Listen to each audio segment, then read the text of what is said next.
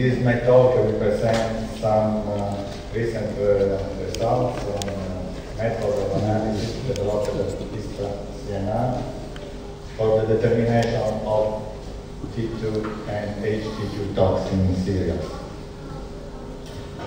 After a brief introduction, I will show you the method based on HPLC and fluorescence detector, LC and mass spectrometer detector, a method based on an enzymatic hydrolysis of T2, and the last method that we have developed, a method by using fluorescence polarization immunization.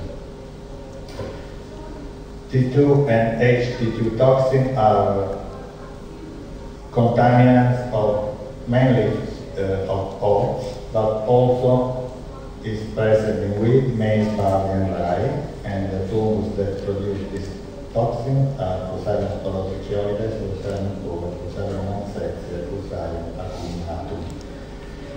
It is toxin very important because are the most toxic trichoticins. And with regard to DON, the toxicity of T2 and HT2 toxin is 10–15 times higher in mouse and from 10 to 1,000 times higher in cell line. For this reason, the European Commission and the JECFA have established a provisional maximum tolerable daily intake for the sum of this toxin for human and recently the European Commission asked us for more occurrence data on these toxins and the development of good and reliable and sensitive method for the determination of T2 and HT2 toxin in cereal and cereal product, and in particular in oats. In oats because it is the cereal most contaminated by T2 and HT2, mainly in the region of North Europe. And at European level, the European Commission is the level the legal limits are under discussion. There are several methods for the determination of these toxins, but no official method has been published. There are some immunoassays like Salica, DeepSeq, or Biosense or Basel on surface plasmon resonance. But this method has some limits. And also GC with the field ACD MS detector that has been used for many years, but also this method has some limits. And also HPLC with fluorescence detector a method has been developed, but this method needs a reagent that is synthesized in laboratory. And a good method is the LC with mass spectrometer method, but as you know, it's very expensive and need specialized experiments. So, some years ago, we have developed a method for the determination of T2 and HT2 based on the use of fluorescent labeling reagents, but commercially available reagents. And the reaction is with 1 anthraquinone or 1 naphthyl chloride, 2 naphthyl chloride, or pyrene 1 carbon The method is based on the use of immunophagic column cleanup, and after the pre-column derivatization with the labeling reagent, it's possible to determine the toxin by HPLC with fluorescence detection. The method has been applied to several cereals with maize, oats and barley, and cereal-based products with a good limit of quantification, very low. Also recovery were good, higher than 82% for T2 toxin, and higher than 85% for H2 toxin.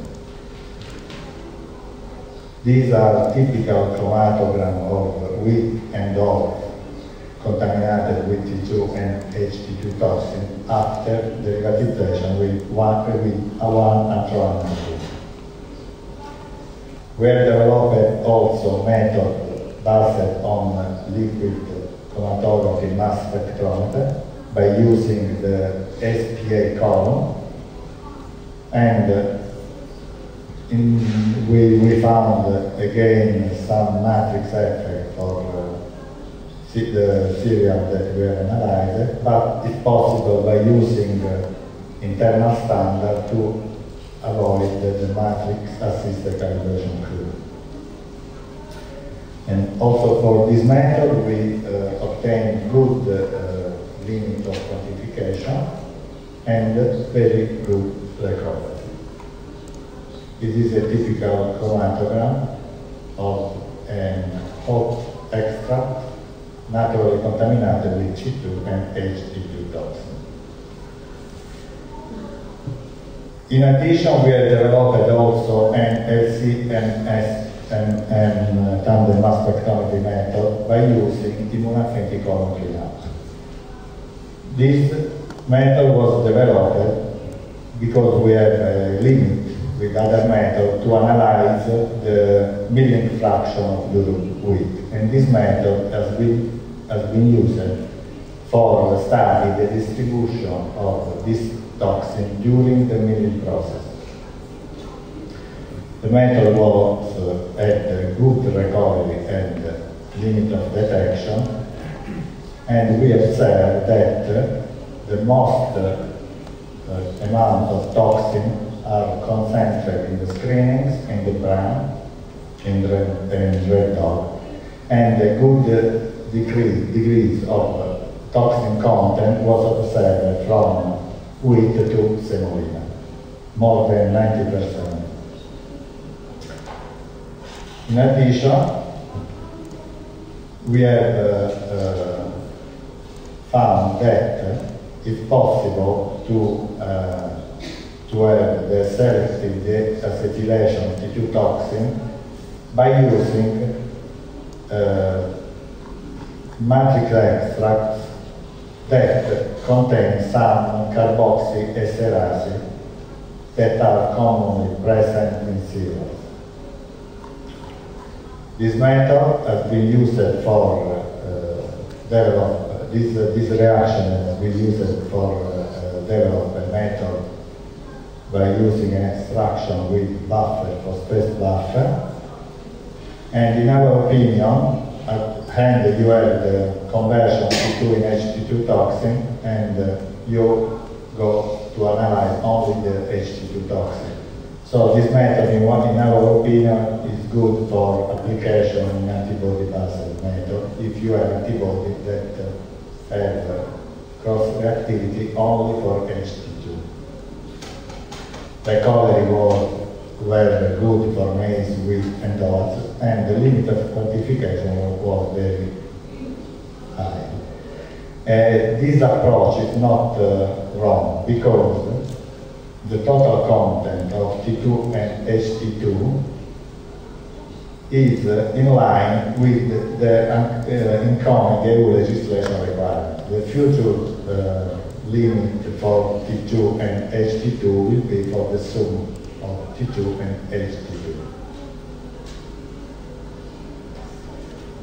At the end, I would like to show you this method that has been developed by us, based on fluorescence polarization assay.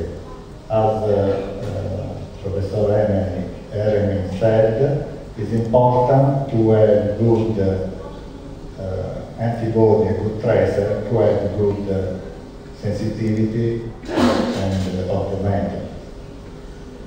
We have synthesized 4 tracers, and we have tested this tracer with 7 monoclonal antibodies, and we have selected the combination that gave the higher signal.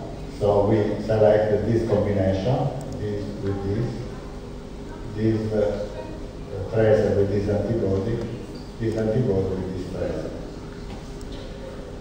The curve of calibration are reported in this slide, and the first combination was not considered due to the low cross-reactivity of the antibody for HT2, and the second combination was also not considered for the low sensitivity, and we considered for develop the method the combination of this antibody with this tracer.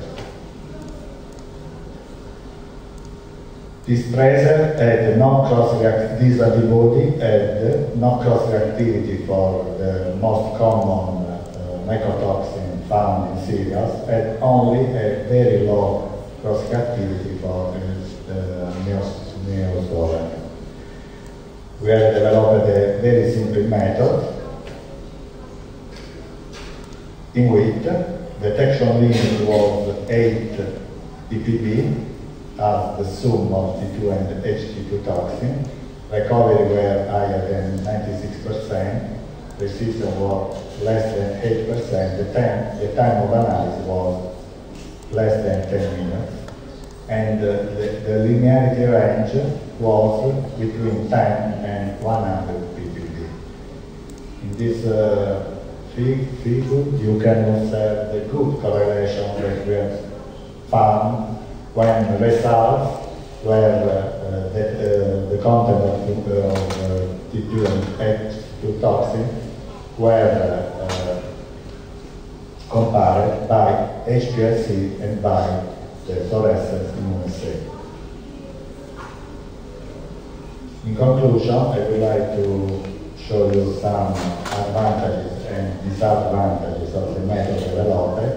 HPLC with fluorescence detection has good sensitivity, good selectivity, good repetibility, but a derivatization step is required, and instruments are quite expensive.